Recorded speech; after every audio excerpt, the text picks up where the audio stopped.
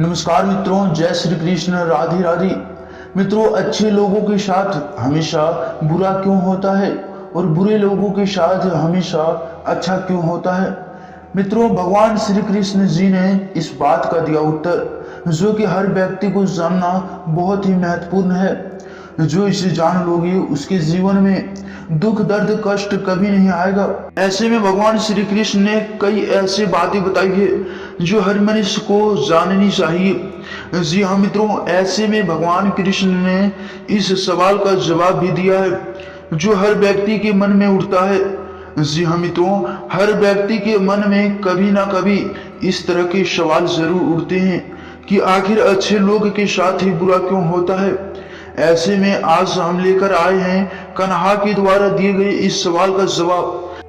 जी दरअसल एक बार जब भगवान कृष्ण ने अर्जुन से पूछा था कि हे वासुदेव, जो इंसान सबका भला करता है, जो इंसान अच्छा होता है एवं सदैव धर्म के मार्ग पर चलता है, उसे ही हमेशा मुश्किल का सामना क्यों करना पड़ता है, हमेशा उसके साथ ही बुरा क्यों होता है। इस सवाल को सुनकर भगवान श्री कृष्ण ने जवाब में अर्जुन को एक कहानी सुना दी और उस कहानी के माध्यम से उन्हें अर्जुन को बताया कि क्यों किसी अच्छे इंसान के साथ ही बुरा होता है।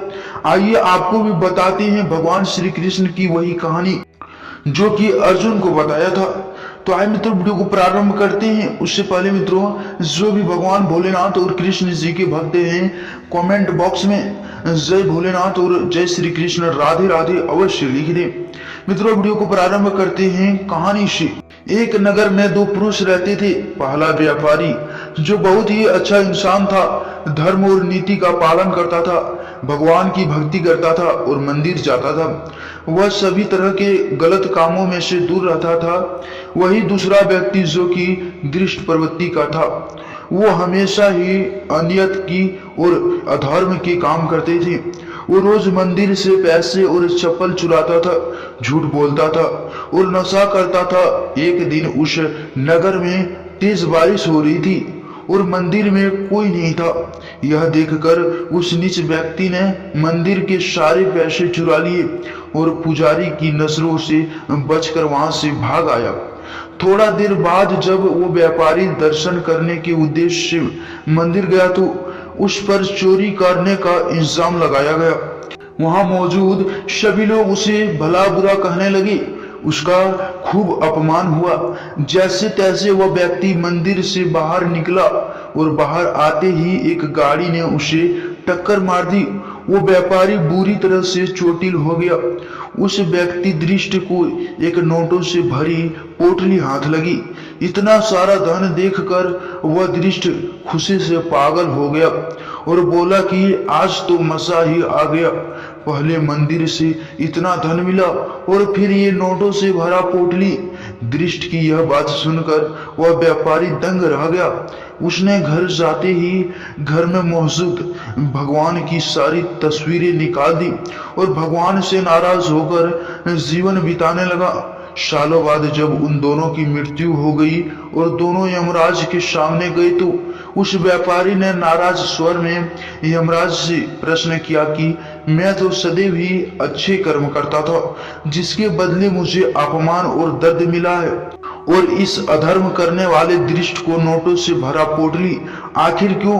व्यापारी के सवाल पर यमराज बोले, जिस दिन तुम्हारे साथ दुर्घटना घटी थी वो तुम्हारी जिंदगी का आखिरी दिन था, लेकिन तुम्हारे अच्छे कर्मों की वजह से तुम्हारी मृत्यु एक छोटी सी चोट में बदल गई।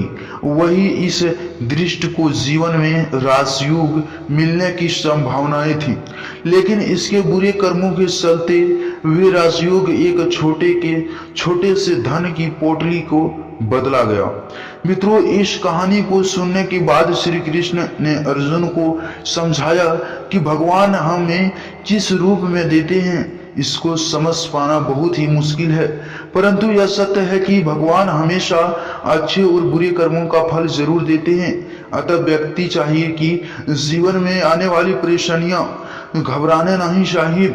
घबराने की वजह और व्यक्ति का सदैव अच्छे कर्म करना चाहिए, क्योंकि उसका फल किसी न किसी रूप में जरूर मिलता है। विचार एक जल की तरह है मित्रों, आप उसमें गंदगी मिला दोगे तो वह नाला बन जाएगा, अगर उसमें सुगंधी मिला दोगे तो वह गंगा जल बन जाएगा। कभी घमंड न करना, जिंदगी तकदीर बदलती रहती है, शीशा वही रहता है, बस तस्वीर बदलती रहती है। सदैव प्रसन्न रहो और हंसते रहना। मित्रों, श्री कृष्ण का एक और वचन था जो कि हम सब के लिए बहुत ही उत्तम है। मैं किसी भी चीज के भाग्य का निर्माण नहीं करता और ना ही किसी को कोई फल देता है, सभी अपने कर्मों को ही भोगते हैं। श्री कृष्ण जी ने यह कहा है, जिस प्रकार कपड़े फटने या पुराने होने पर लोग उसका त्याग कर देते हैं और नए वस्त्र धारण करते हैं, ठीक उसी प्रकार आत्मा भी पुराने शरीर को छोड़कर नए शरीर धारण करती हैं। यही प्रकृति का जीवन चक्र है जो लगातार चलता रहता है। संसार के संयोग में जो सुख प्राप्ति होते हैं उसमें दुख भी मिला रहता है, परंतु संसार के वियोग से सुख दुख के अखंड आनंद प्राप्त होते हैं। व्यक्ति या जीव का कर्म ही उसके भाग्य का निर्माण करता है। परिवर्तन संसार का नियम है। कल जो किसी और का था आज वो तुम्हारा है और कल किसी और का हो जाएगा। अगर मित्रों वीडियो पसंद आया है तो वीडियो को लाइक करके कमेंट बॉक्स में जय श्री कृष्ण राधे राधे जरूर लिखें।